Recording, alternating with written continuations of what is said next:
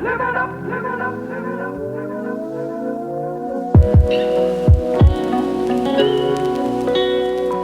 late May 2019, we released our first ever documentary, an hour-long road trip deep into New England to learn more about what might be the most exciting brewing scene in the world.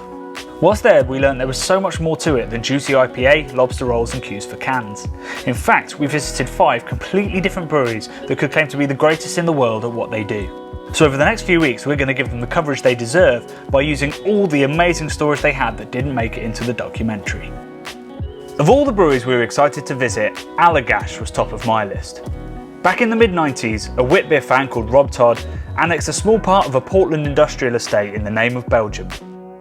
It was a bold move, introducing unusually aromatic and hazy beer to a country that hadn't seen either before.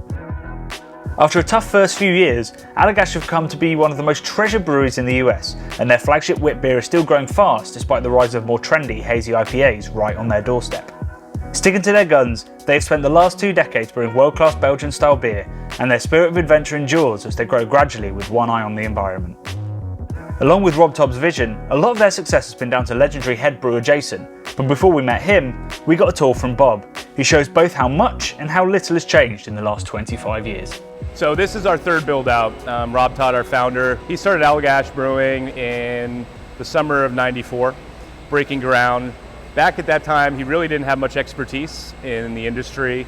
He worked for Otter Creek in Middlebury, Vermont, but he set off to make a Belgian wit beer. So we started next door. Back in the mid-90s, you couldn't flip through a catalog to buy a brew house. You had to build it yourself. It was either homebrew or macro size. So Rob hobbled together a real Spartan system made out of dairy equipment.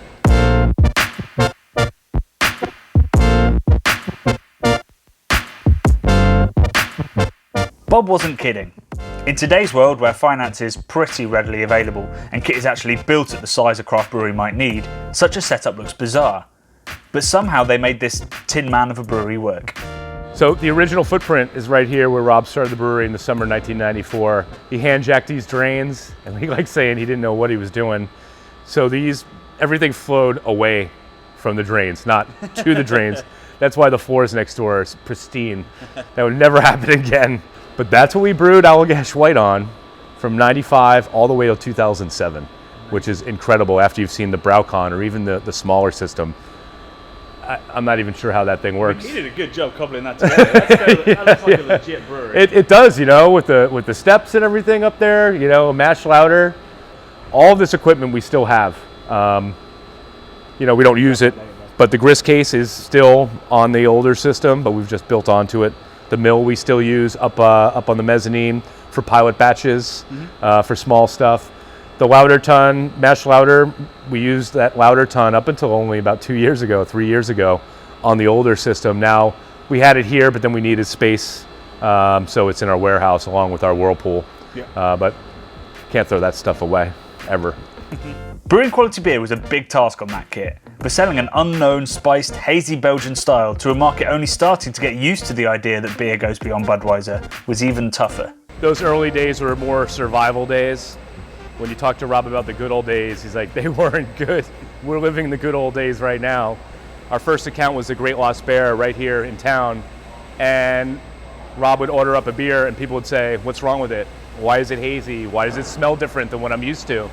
And that's really, that education is how Rob built this brewery. He was buying most of his beer back in the beginning. He'd go to accounts, sit down, pour one, people would start asking questions and he'd start educating. And that's really what built Allagash. Yeah. Rob just hitting the pavement nonstop. Brewing, packaging, sales. Just Rob in the beginning, and then we've slowly built up. Around the mid-2000s, Rob was bringing beer out to California, and the scene loved it. They loved Allagash White, and that's really what built up the momentum along with all the way across on the other side of the country. And that really started building momentum. That was also the time when craft beer, when people were getting more interested in craft. So that little hobbled together dairy system no longer could meet the demand up in the market. It was a 15-barrel brew house. We could make about 2 turns through it a day. But by the mid-2000s, we needed to expand, and we built this building on this piece of land. You can still see we left the sign up there. We had the tasting room in there. This is the parking lot. There's the main entrance over here for the tasting room, for some staff over there. When we walked into, put your backpack away, that was a staff entrance and hangout spot, which is pretty cool. We took his existing equipment, converted the mash lauter to a lauter, and bought a real mash tun, because you could then. And we bought a real kettle and converted the kettle whirlpool to a whirlpool. 4-vessel, way more efficient, 15-barrel cranking. That's mid-2000s, 2007 when we started there. Craft just kept going. It was just full steam ahead. By 2011-12, we needed to grow again. The demand was super high, and that's when we built this brew house. We've just been adding on metal structures and building to the existing building, and now we're going out one more time because we need to for the demand for Allagash White cans. That's our baby. That's 80% of our sales, and this is the brew house that makes it for us. We do brew all of our year-round beers on this system, but 80% of the time when we're brewing Allagash White. To see where they started and where they are now is mind-bending. A 75-barrel, 4-vessel braucon that can run 4 times a day, every day if they want it to. But Rob Todd has maintained an approach of organic growth and only growing when absolutely necessary. Instead, they focused on other more important things like the environment and how much they were supporting other local producers. There's a family, the Bucks family up in Mapleton, Maine. They're growing us wheat now, which is awesome. We're incorporating more and more Maine-grown grains into all of our beers. 16 counties is a beer that we make that's all Maine grain, all malted here. Yeah. We're really proud of that. When Rob goes into our board of directors, we're a pretty big brewery. We have a board, and he goes in with Jason, and they're like, we're going to buy 1 million pounds of Maine-grown grains by 2021. They shake their heads. They're like, Rob, that costs 3 times as much. And Rob says, that's not why we're doing it. We're going to incorporate more Maine grains. This is our state, this is our home. It's very important that we do this. Just like with our fruits that we use in our wild beer program, they're all fresh, local, and whole, all local farmers. We don't use fruits from away, which is really great. So we're really involved with that. All the flaked oats that are in Allagash White now are all Maine grain, every batch, which is really great. And every 9th, 10th batch, we're incorporating more raw wheat and malted red wheat from Maine, which is great. Big piece of who we are. If the braucon looks a little bit too big and automated for you, there's still a huge amount of hands-on craft and artisanship going on too. Scattered throughout the brewery is a huge amount of wood, but we didn't really understand the scope of Allagash's wild and mixed fermentation project until Bob took us into the barrel room itself. So we've got everything. We've got barrels, we've got pudgeons, we've got some horizontal foeders. A cool way to explain some of these, terracotta pots, which is kind of cool, getting to like ancient Egypt. But a cool thing is, beside, if it's not coolship, what we're doing out here is you could take a golden ale, you can inoculate it with our house Brett and put it in oak neutral, you have golden Brett. Same recipe, same yeast, you put it in a brandy barrel, it's a different beer, it's a Vora. You can take the two and blend them. You can take that blend and put it on fruit, all kinds of things. So what's going on out here, it's just the possibilities are endless. This is Jason. Jason's the one out here pulling nails, taking notes, thinking of blends, all this kind of stuff. Next we sat down with the brains behind all those barrels and foeders, head brewer Jason Perkins. Having watched both Allagash and craft beer itself grow from almost nothing, he has some fascinating thoughts on why the brewery and the US scene as a whole has been so successful. Tell me about you. So you were like 3rd or 4th employee at Allagash back in the 90s? Yeah, it depends on whether you count Rob or not. But yeah, I was one of the early employees. Started in 1999. Yeah. Yeah. And what were you coming in as sort of a production brewer, right? Yeah, I mean we were very small back then. So effectively it was Rob and one other employee, another full-time employee, and then a part-time employee. So it was everybody did everything back then. A little bit of everything. I did come with a little bit of experience at other breweries. I worked for a small brewery in Missoula, Montana for about a year before moving back to Maine, and then I worked for a brief stint at Gritty McDuff's, another brewery here in Maine, and then started with Rob. So yeah, at that point it was all hands on deck. Brewing, filtering, bottling, you name it, everybody did. Yeah, so it wasn't like there was brewing and war production and packaging. It was like brew on Mondays, maybe Tuesdays, keg on Wednesdays, bottle on Thursdays, clean the floors on Fridays, that kind of thing. Yeah. I mean, it was a little bit of everything. And what were you brewing back then? Was it just white? We were brewing, at that point in time, we were brewing White and Double, and then we also were brewing Grand Cru, which is actually a beer we haven't made it in a bunch of years, but that was kind of our first kind of specialty beer, but that was just a winter kind of beer. So Right. pretty much White and Double originally, and Triple came on board probably around 2000, something like that. And what was the sort of reception back then? Because obviously now if you start a brewery, often you'll be focused on IPA or maybe lagers as like your core thing.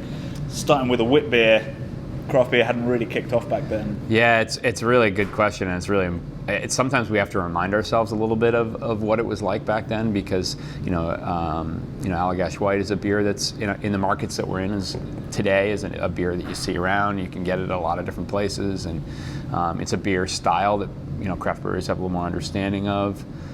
Certainly haziness in a beer is something people are familiar with now, but in 1995 when Rob started, and really for the first 10 plus years, it was a constant battle for us to educate consumers about what we were doing.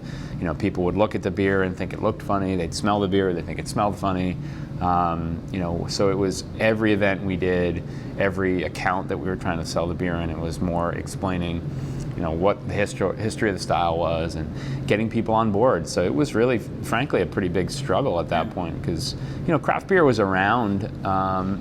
Maine was an early adopter to craft beer, but the styles that were predominantly found here in Maine and throughout New England were more English style, maybe a little bit of German style mixed in, but Belgian style brewing was, and Belgian style brewing was just not common. And I think that was it more than anything else. Is Rob didn't want to open up Allagash and do what other people were doing. He wanted to do something different, and so we've done a lot of innovative things over the years here at the brewery, whether it's our spontaneous fermentation program or barrel aging or whatever it may be. But I often say that this is the most innovative thing we ever did by launching the brewery with this beer, especially given the context of the time.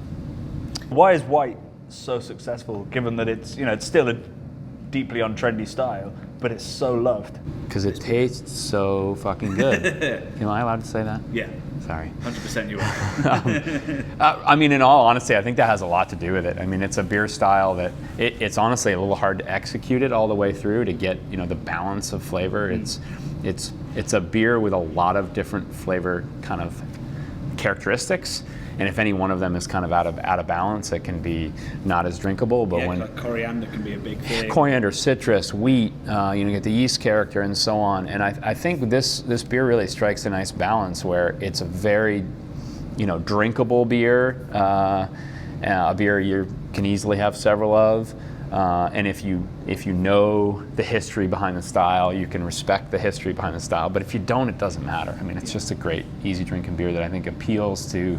We often find customers who the only beer they drink is Allagash White, and everything else is maybe wine or something else.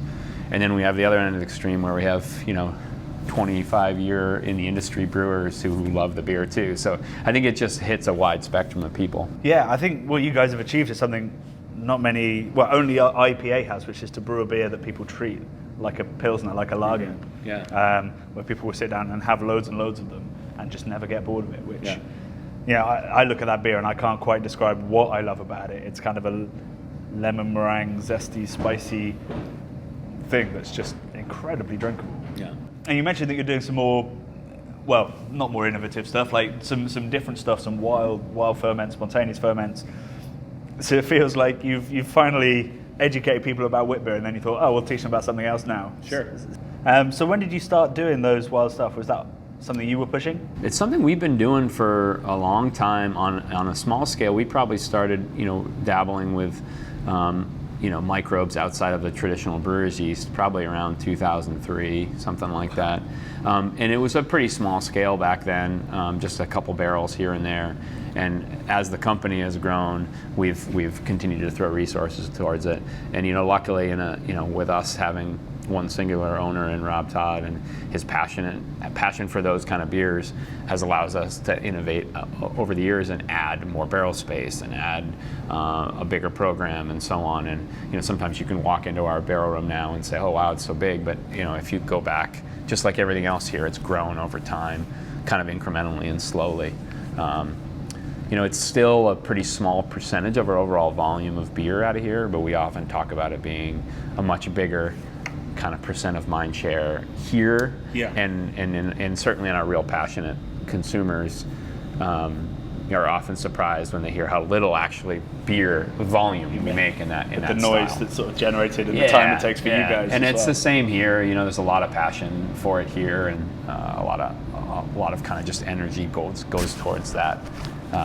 But the nature of making those kind of beers, it takes as long as 3 years in some cases, and it's a little harder to. So are you sticking to the traditions of, say, lambic style making, or are you using the fact you can't call it lambic to experiment? Yeah, so we do all sorts of things. So we do have a series of beers, our coolship beers, which are definitely modeled after lambic production. We intentionally don't call it that, of course, out of respect for that tradition, but we are following kind of the techniques that have evolved over time in lambic production. So we make coolship or sorghum, which is very much our interpretation of a goose. And we have several fruited, spontaneously fermented beers. Coolship red is, kind of our interpretation of a framboise, and so on. So we have that kind of series of beers that we kind of stick to more of a traditional kind of approach to them. But then we have a whole bunch of other beers that we just kind of lump into this category we call wild beer. So in that case, we are using a lot of various, whether it's spontaneous or inoculated microorganisms like Brettanomyces and Lactobacillus and Pediococcus, and we do that in a number of different techniques to get different flavor in the end beer. So we'll intentionally pitch certain strains that we've isolated. We're adding fruit in a lot of cases, so we kind of do a whole range. It's kind of it is similar to our portfolio of beers. We have certain beers that are classic interpretations. White, of course, is an interpretation of an historical style. Triple, one of our other core beers, is classic triple. But then we have a whole bunch of other beers that are kind of more of a American craft beer take on tradition. Do you see Belgian-inspired brewing growing? Obviously, IPA sort of come to dominate the notion of what a craft beer is, but it does feel like where we're from in the UK and in Europe, there's the farmhouse style brewing, even foraging is starting to really get quite popular. Sure, yeah. Have you felt a little bump as palates have sort of matured? I suppose a little. It's hard because I often think that Belgian style brewing, and we even intentionally say we don't brew Belgian style beers here per se. We brew Belgian-inspired beers, because there's even the concept of style in general amongst Belgian brewers is a lot of times really foreign. If you were ask a Belgian brewery what style their beer is, they look at you like you're crazy. Like they don't necessarily think of it that way. That's just our beer. This is the beer we make, and that kind of philosophy and approach to making beer, it certainly influences us, but I think it's influenced American craft beer dramatically. So, in terms of think outside the box, don't just think about classic ingredients and classic approaches. Use barrels, use spices, use Brettanomyces, use all these things, has somehow infiltrated its way into American craft beer in general. Even if you're not per se making Belgian style beers, I often think that somewhere it's in the influence of a lot of brewers, making beers that go beyond traditional styles. And I'm not sure I'm going to make the jump to say that Belgian inspiration is what led to the New England style IPA per se, but I think that approach to brewing it has some influence on that, on the way that American craft beer has evolved. We were mostly talking about Allagash's influence on beer there, but they're a hugely underrated role model in business too. While producing exciting and occasionally timeless beer, they've grown organically and sustainably, which has helped instill a passionate but balanced culture in the brewery, but even more so outside it. Oh, and Allagash White is still a stone cold classic.